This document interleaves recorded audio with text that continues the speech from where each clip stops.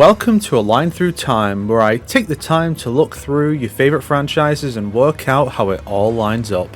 These Fire Emblem videos always bomb, but I'm going to keep making them. As usual, go back to the previous episodes to understand my rationale in interpreting certain details. Once again, we'll start with the older characters we have new evidence for. Byleth Proven Professor appears in the Lost and Found Day in the Life comic, discussing lost items from back home. The items shown are a nondescript bag that could be the bag of seeds or bag of tea leaves, a book that could be any number of things, Hubert's noxious handkerchief, and Adelgard's time-worn quill pen and white glove. And since items for characters you can't recruit don't show up, this Byleth must teach Black Eagles, even if she's not from that route, since we understand her to be from Cindered Shadows instead. This helps us narrow her time frame, as the quill is found in chapter 7, so she's gone through Cindered Shadows, returned to the main story, and reached chapter 7, but the war hasn't started yet since the boys aren't hostile towards Adelgard. In fact, them being together at the time of the summoning could place them right after the battle in this chapter, but that's pure conjecture. This time frame also applies to base Adelgard, Dimitri and Claude, and seemingly Sothis, Hubert, Mercedes, Hilda and Petra. The Marrying Up comic continues the adventures of Dorothea and Charlotte, asserting that all versions of them are separate versions. And while I was making this video, Loot Limitless Curiosities Forging Bonds featured Linhart Hevering's heir. He explains Happy's past and the crest of Timotheus to Loot. He only learns the crest stuff between the two C and B supports, but he never explicitly learns about her abduction, which is only explained in her supports with Byleth and Dimitri, and only briefly alluded to in Cindered Shadows.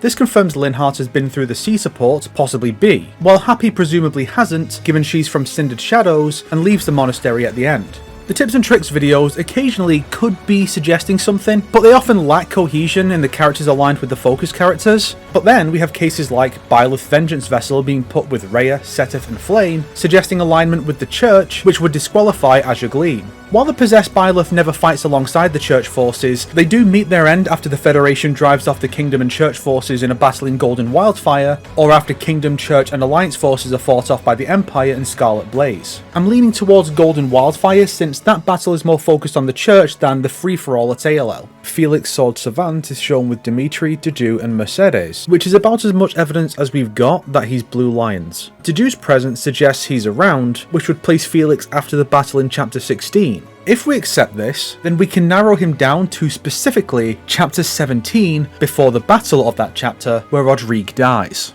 Well, that was almost quick. Thanks, Loot. Now on to the new stuff. 2025's New Fodlan Heroes began with Duststorm Mercs introducing Marissa and Byleth, Willful Blades. The video version of their special conversation shows Byleth's students, which includes every student Byleth can teach across all houses, so this doesn't tell us which house she teaches. She's confirmed to be a professor at present, and she has her natural hair and eye colour, so she's not reached the end of chapter 10 yet. And the video depicts Flame as one of the students, which could suggest Byleth has wrapped up chapter 6, even if we can't use the video for identifying house. Seeking and Finding, aiming to console me after the last video's poor performance, introduced Rhea and Sothis, Aura of Love, Dimitri, Stargazing Lion, Claude, Distant Deer, Hubert, Crimson Schemer, and Adelgard, Adorned Eagle, who I'm going to keep on screen a little longer because artist Azutaro knocked it out of the park with this one.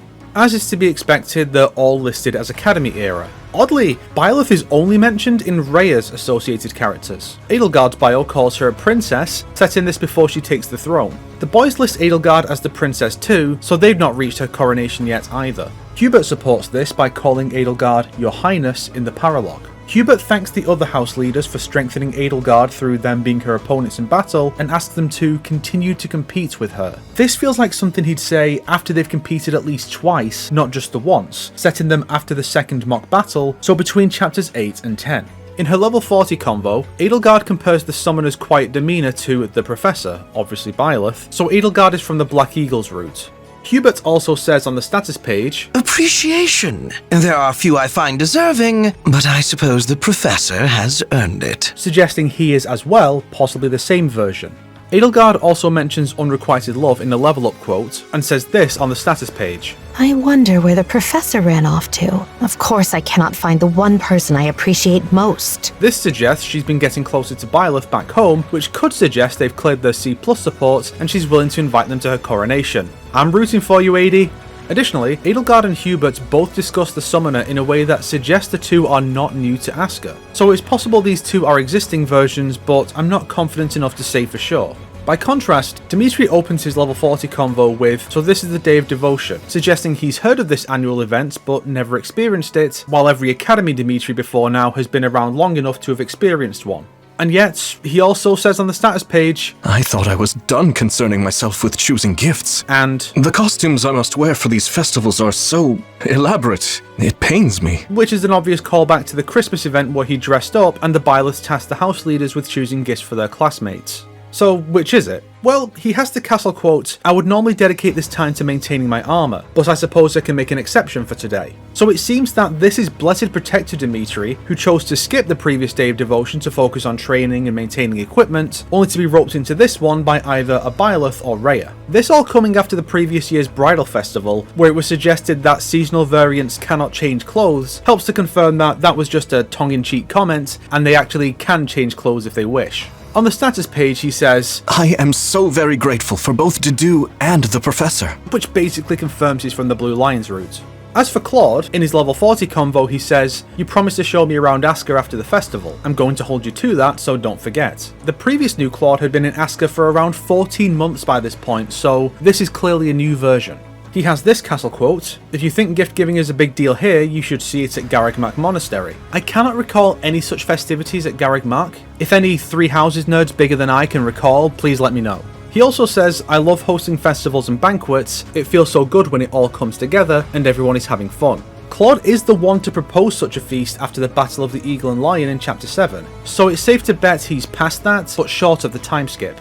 On being summoned, Rhea says, "And you are Sothis, did you say? That is the goddess's name. Lovely." She only seems to start to realise Sothis is her mother in the level 40 convo, and fully accepts that fact in their duo conversation. The previous Rhea edition was just shy of 2 years prior, and I doubt any Rhea could avoid running into one of the 3 other Sothises in Asker for that long. This is definitely a new Rhea. Sothis is very likely new as well, as she seems to not be used to being called goddess yet. As for the time frames, Rhea is called the Archbishop who guides the church in her bio, so she's from the Academy phase. She says in the level 40 convo, "Now that I think of it, Byleth did speak of visions of a girl with no inhibitions and a savage streak. Byleth can tell her about a young girl in their B support, so they seem to have gotten that far." Sothis makes clear she has no recollection of having had a child in their duo convo, suggesting she isn't yet aware that she is the goddess Sothis, which she discovers in Chapter 8.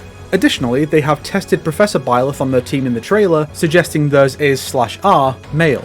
Dedu Dauntless Beast came alongside Fall from Heaven. He's actually one of the most clear-cut characters and a rare case of a character being explicitly from a route other than their own. Dedu uses a crest stone to become a demonic beast in Chapter 17 of Crimson Flower and then dies in battle. Easy. Additionally, his tips and tricks video shows Willful Blades Byleth among the enemies facing down his Blue Lions team, suggesting his enemy Byleth is female. A new self introduced Yuri Tropical Wolf, Balthus Summer's Big Bet, and Happy and Constant Eternal Sunlit Pair. The way the characters talk about the outdoors, they word it in a way that suggests they're still stuck down in Abyss back home, with this being a pleasant change. Additionally, none of them have Byleth or other students listed in their associated characters, suggesting they've not met Byleth in either the DLC or the main story. But Constance also says, "I will not tolerate being called Shady Lady any longer," as an ally growth quote, which is a nickname Yuri uses in their support chain, which requires them to be recruited by Byleth and seems to be a new thing there. But it's possible he'd come up with that nickname regardless, so I don't think it's strong enough evidence that they've met Byleth, leaving them stuck in the broad Academy phase period if not pre-game.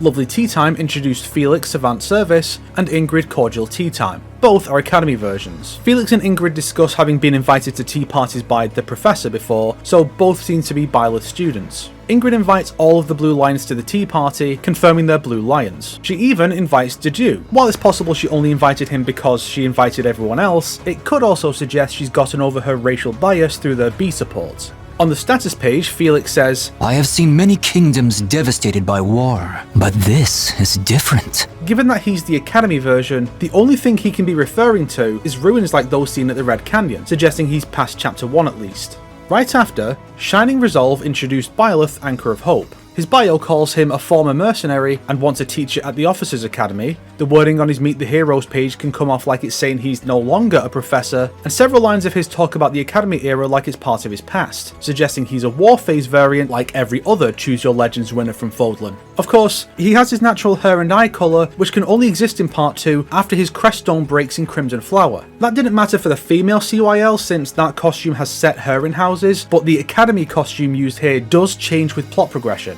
He discusses the loss of Sothis in his level 40 convo despite having his natural hair colour, and a status page quote supports this. You may find this hard to believe, but the goddess Sothis once dwelt within me. His heroic ordeal includes Mercedes as an enemy, which could be minor support for Crimson Flower, where she was an enemy at Tailtean Plains, and he buffs Adelgard specifically in his tips and tricks video. Some of this is very minor, but the only things that suggest he's from the Academy era are his trailer spot putting in with the Academy versions of the House Leaders, and this status page quote. This is the uniform my students wear. Present tense. But he does have Academy versions of his students in Asker, so that might not mean anything. It's possible that this is tested professor and he's been here for so long that his time at the Academy is treated like the ancient past, but his summon line expresses hope to not lose anyone, or being sad to have to put down those he once considered friends, like Mercedes. So I think this is a post-Crimson Flower variant.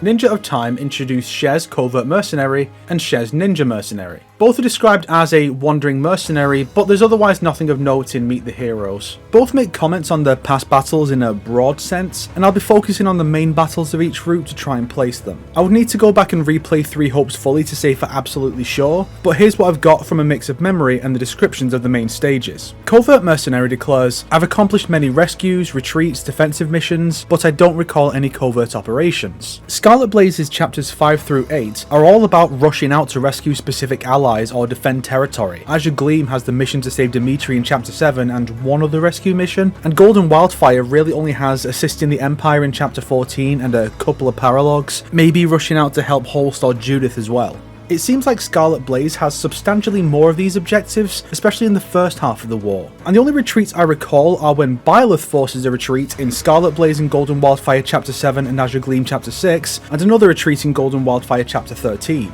I'm leaning towards Scarlet Blaze sometime after chapter 8. I could neither think of nor find any covert missions that might narrow things down further, save maybe the Enshrouded Memories paralog and maybe 1 or 2 other night missions. Conversely, Ninja Mercenary says, I once infiltrated enemy lines to stir chaos and confusion. I can't recall any specific covert ops, so I have absolutely nothing for this one. Hopefully I will in a future episode. In case you can't tell, this is the last part of the video I'm making and I'm ill. They waited until the last opportunity for the awaited Golden Deer banner, introducing Lauren's Red Rose Noble, Ignat's Worldly Artist, Raphael Beast of Leicester, and Lysithea Duality Prodigy in For Tomorrow in December. Lysithea is the war version, while the others are Academy versions. The boys are summoned at the same time, likely from the same Fodlan, and all 4 are explicitly new to Asker, making them separate from their existing alts. Interestingly, in Meet the Heroes, Adelgard is listed as one of the few people who can understand Lysithea's situation, despite being unable to have her supports with Adelgard outside of a Black Eagles run.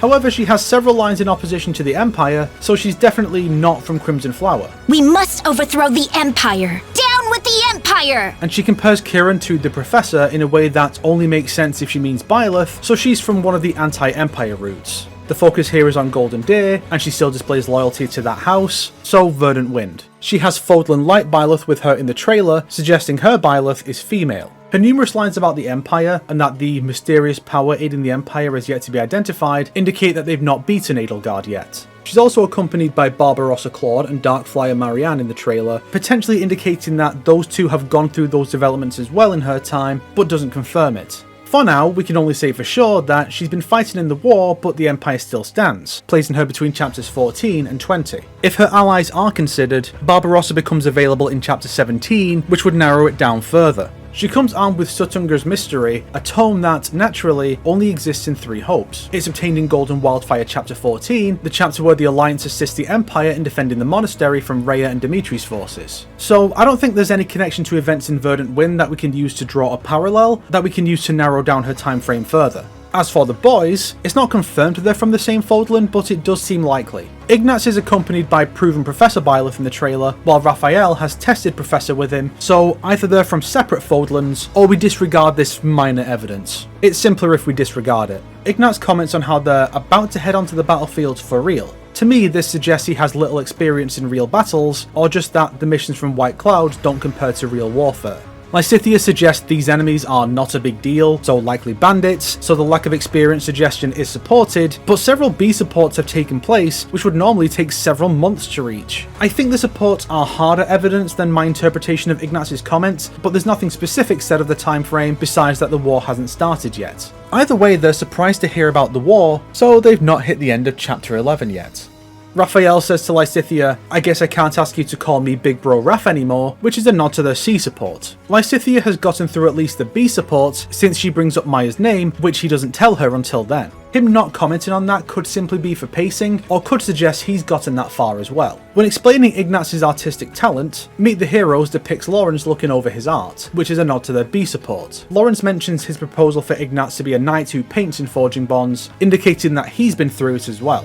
Ignatz's Meet the Heroes also discusses him avoiding Raphael as a current thing, indicating they've at least started their C support, if not completed it. Ignatz also mentions the Professor in a castle quote, so he's in Byleth's class, and the three boys are confirmed to be in the Golden Deer. Lawrence comments on Ferdinand's tasting tea on the status page, which is a nod to their C support. Another such quote is lifted from his C support with Sylvain, but that might not mean anything. His Meet the Heroes art depicts him interacting with Dorothea and Mercedes. Dorothea displays a distaste for him, as seen in their C support, which she begins to move past in B, suggesting they're only at C. And his relationship with Mercedes seems to only start with their C support, her knowing him primarily through reputation until then, suggesting he's reached C with her as well. Meet also discusses his belief that the nobility must protect the commoners, depicting him with Leone, tying into their B support. How is pre-timeskip Lawrence, of all people, the most socially active character thus far? Gift I'll Give Again introduced Gatekeeper Midwinter Toil. His associated characters list Dorothea, mentioning her ability to imitate him. This occurs if you speak to her in chapter 15 of Anti-Empire Roots. She's not here unless she's in Byleth's class, and her listing says she's in the Black Eagles, so this is Silver Snow. Nothing to Report also had this listed, which could suggest that version is also from the war era despite my prior conclusion. It would make sense given that all other CYL winners from Fodlan are post-timeskip, so I'm placing both from chapter 15 onwards in Silver Snow. In his level 40 convo he says, "Thank you for allowing me to take on the role of Winter Envoy this season, and tomorrow when this is all over, I'll be Gatekeeper again." This indicates that his role as Winter Envoy ends with the festival, possibly suggesting this is the very same Gatekeeper as Nothing to Report. And we closed out the year with the surprise inclusion of Adelgard of Rivals, the Emblem version from Engage. First, both allayed genders appear in the trailer, which tells us nothing. Female Byleth appears in the trailer, but Adelgard in Engage recognises male Byleth instantly, suggesting hers is male, if not outright that version. More on that in a bit. Her bio says she is one of the emblems who was summoned to another Elios. She reinforces this idea through 3 different lines about how that Elios was destroyed and Itzaleh died, as depicted in the Fel Xenologue. For clarity, despite the player being able to obtain the DLC bracelets before starting the Xenologue, and there being no dialogue changes regardless of the order in which you engage, with the content, Rafal's Bond scenes with Adelgard, Tiki, Crom, and Camilla acknowledge the playable and Xenologue versions as being the same versions. A castle quote says, "A me from the Officers' Academy is here. We look alike, but only I know where her journey takes her." This suggests the trio are from the war phase or later, just presented as their Academy incarnations, which is supported by Meet the Heroes description. After all, emblems are copies of the real people, whose appearance and knowledge of their lives are not always consistent, similar to heroic spirits from the Fate franchise. After all, Byleth has his natural hair colour despite implications of knowing what happened in the Holy Tomb after he merged with Sothis, and nothing to suggest he's post-Crimson Flower. Adelgard's Bond scenes with Madeline also support this, as she discusses her father in the past tense. He, of course, lives until the time skip, and dies sometime in that 5-year gap. And one last castle quote is, "I can eat and drink here, so I wish to try the teas I used to share with the Professor." This indicates that she's from a Black Eagles route originally.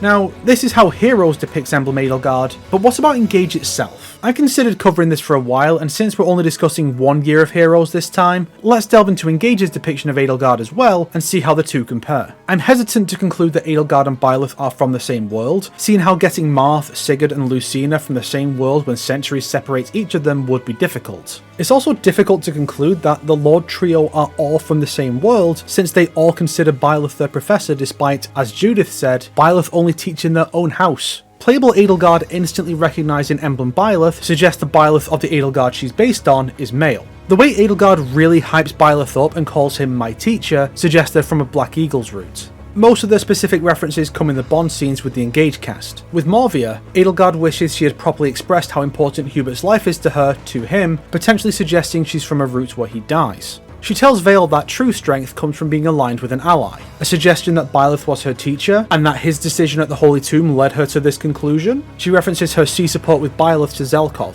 Adelgard compares Jade's demeanour to a sniper she knew, which can only be Shamir, certainly not Bernadetta. Adelgard generally keeps away from the Church caste and lacks supports with them, so it's likely Shamir was recruited by Byleth and fought for the Empire. We can safely assume she's from Crimson Flower or Silver Snow, but do we focus on Adelgard knowing Shamir enough to think of her when speaking to Jade, or how she regrets not being more open with Hubert? She does reference her classmates fondly at several points, so they were most likely on her side, tilting it towards Crimson Flower.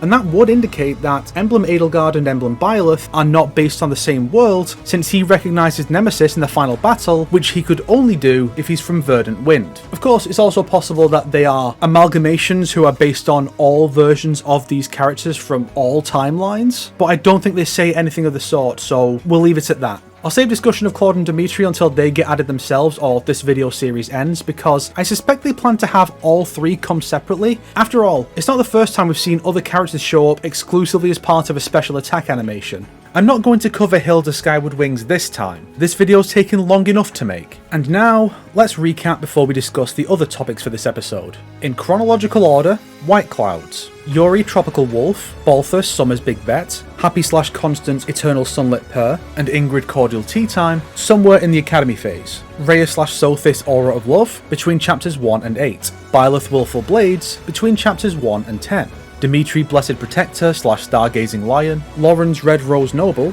Ignatz Worldly Artist, and Raphael Beast of Leicester between chapters 1 and 11, Felix Savant Service between chapters 2 and 11, Adelgard Adorned Eagle and Hubert Crimson Schemer between chapters 8 and 10, Claude Distant Deer between chapters 8 and 11, Crimson Flower, Dedue Dauntless Beast, chapter 17, Byleth Anchor of Hope, Post-War, Verdant Wind, Lysithea Duality Prodigy between chapters 14 and 20, Silver Snow, Gatekeeper Midwinter Toil, and Gatekeeper Nothing to Report, chapter 15 onwards. Three Hopes, Shez Ninja Mercenary, Unknown, Scarlet Blaze, Shez Covert Mercenary, chapter 9 onwards. Engage, Adelgard of Rivals, Warphase onwards in Fodlan, post-Xenologue, and therefore chapter 7 onwards in Elios.